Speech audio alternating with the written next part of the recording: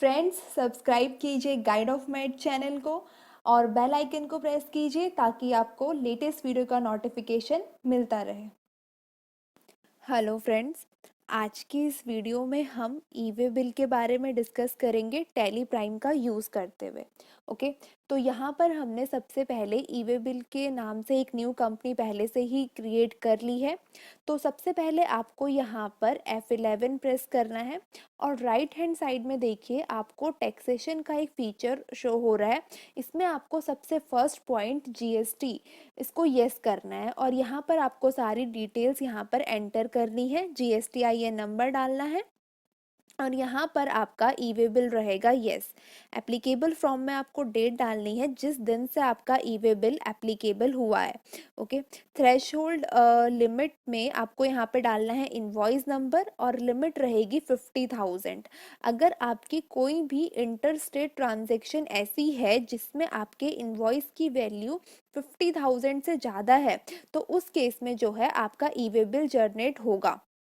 Automatically आपको वो option जो है यस शो करेगा। ओके, अगर आपके इंट्रा स्टेट ट्रांजेक्शन में भी ई वे बिल जनरेट करना है आपको तो इसको आप यस कर सकते हैं और उसकी लिमिट यहाँ पर आप सेट कर सकते हैं जो कि 50,000 है। ओके, कंट्रोल ए से इस स्क्रीन को एक्सेप्ट कर दीजिए और इस स्क्रीन को भी एक्सेप्ट कर दीजिए।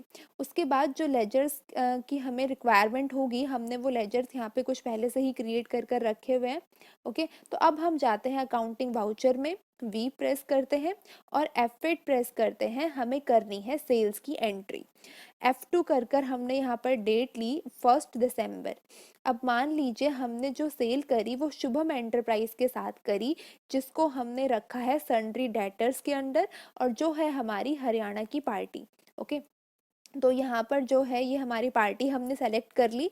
अब यहाँ पे आपके पास जो भी डिस्पैच डिटेल्स हैं आप यहाँ पर वो एंटर कर सकते हैं। अगर आपके पास कोई डिलीवरी नोट नंबर है, ठीक है, तो आप यहाँ पर वो भी एंटर कर सकते हैं। और इसके अलावा अगर आपके पास कोई डिस्पैच डॉक्यूमेंट नंबर है आप उसको डाल सकते हैं। यहाँ पर जो भी डिटेल्स आपके पास हैं आप यहाँ पे वो सारी की सारी डाल सकते हैं। डेस्टिनेशन में जहाँ आपको गुड्स वो भेजनी है। इसके अलावा आप ऑर्डर डिटेल में भी डाल सकते हैं अगर आपने कोई ऑर्डर नंबर जनरेट किया है तो।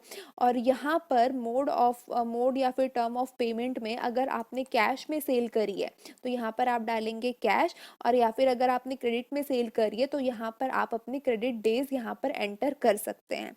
एक्सपोर्ट डिटेल में जो है अगर आपने एक्सपोर्ट किया है तो आप यहाँ पर एक्सपोर्ट डिटेल्स भी एंटर कर सकते हैं। ओके, तो यहाँ पर इस स्क्रीन पे हमारी पहले से ही सारी डिटेल्स फिल है। तो यहाँ पर हमारा रहेगा सेल्स लेजर और यहाँ पर आपको लेना है आपका आइटम। अब मान लीजिए आपने 45 पीसेस सेल करे 30,000 के हिसाब से, जो आपकी और यहाँ पर आपका लगेगा IGST क्योंकि ये आपकी हरियाणा की पार्टी है। अब जो आपकी इनवॉइस वैल्यू है वो हो गई है 15,93,000। ओके, तो 50,000 से जो कि ज़्यादा है तो ऑटोमेटिकली यहाँ पर ई वे बिल का ऑप्शन येस हो गया है और इसमें आपको ये सारी डिटेल्स शो कर रहा है। सबसे पहले आपको शो कर रहा है ई वे बिल नंबर। ई वे बिल नंबर अभी आपके पास नहीं है, जब आप ई वे बिल जनरेट कर लेंगे उसके बाद यहाँ पर आपको वो नंबर एंटर करना है। उसके बाद सप्लाई टाइप में यहाँ पर आप जो है अपने अकॉर्डिंग कुछ भी ले सकते हैं।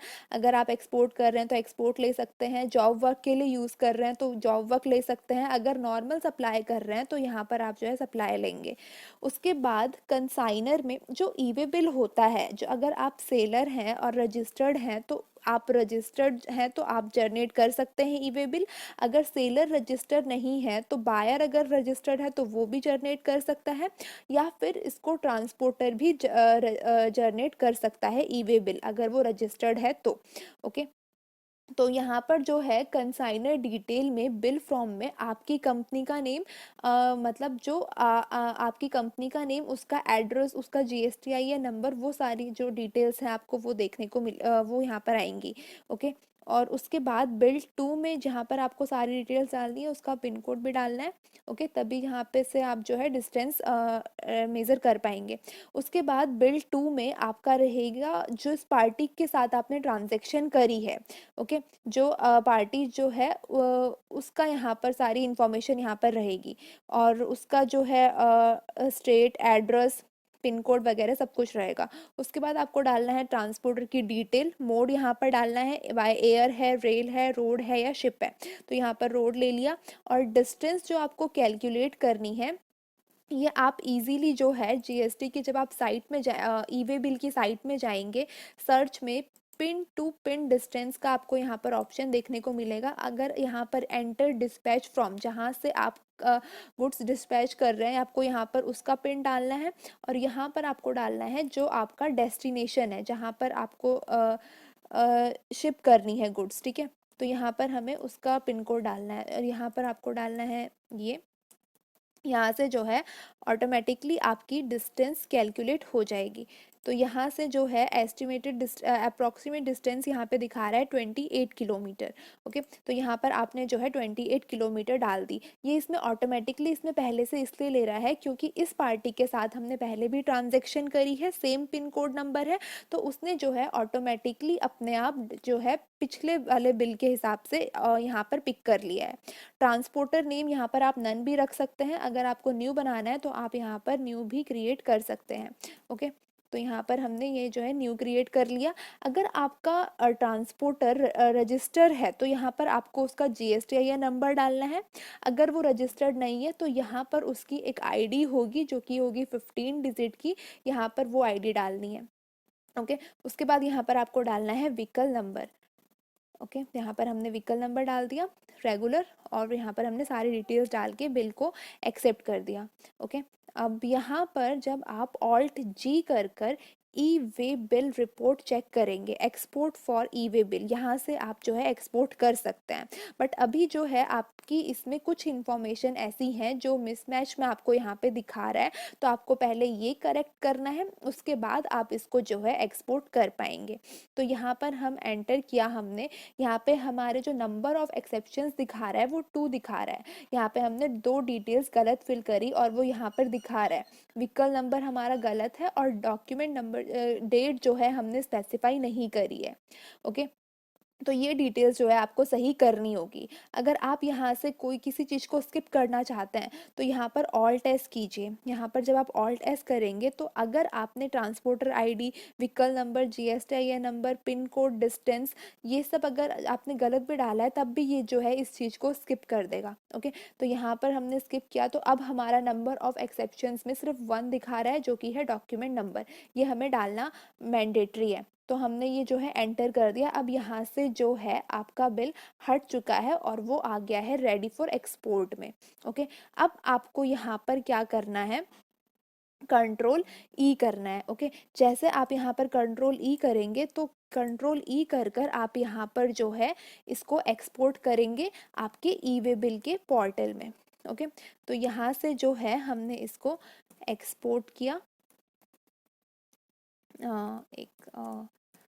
हमने जो है इसको यहाँ से एक्सपोर्ट करना है। ओके, तो यहाँ पर जो है आपने इसको जो है सेंड किया और यहाँ पे जो है आपकी एक ई वे बिल के नाम से फाइल जनरेट हो चुकी है 1 दिसंबर को और 10:41 पे। ओके, तो ये जो फाइल आपकी जनरेट हो गया ये आपको ई वे बिल के पोर्टल में अपलोड करनी है।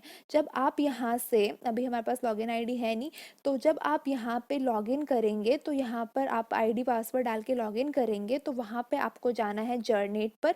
तो वहाँ पे जब आप जर्नेट करेंगे तो वहाँ पे आपको फ़ाइल चूज़ करने के लिए ऑप्शन दिखाएगा। तो वहाँ से आपको जो फाइल अभी आपने बनाई है उसको चूज़ करना है, अपलोड करना है वहाँ से, और फिर वहाँ से अपलोड करने के बाद अगर आपकी सारी चीज़ें सही होंगी तो वहाँ पे आपको आपका ई वे बिल नंबर मिल जाएगा और वहाँ से आप उसका प्रिंट ले सकते हैं।